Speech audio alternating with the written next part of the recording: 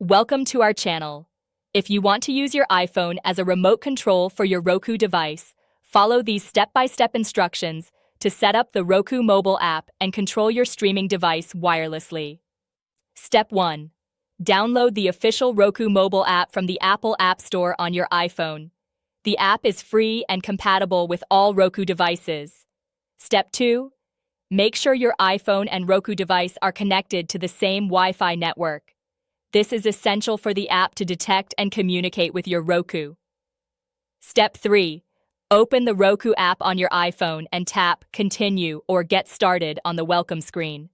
The app will automatically search for Roku devices on your network. Step 4. Select your Roku device from the list of available devices. If you have multiple Roku devices, choose the one you want to control. Step 5. The app will display a code on your TV screen. Enter this code in the Roku app on your iPhone to confirm and authorize the connection between your devices. Step 6.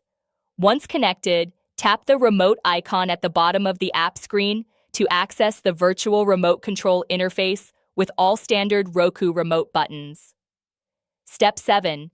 Use your iPhone's touchscreen to navigate your Roku.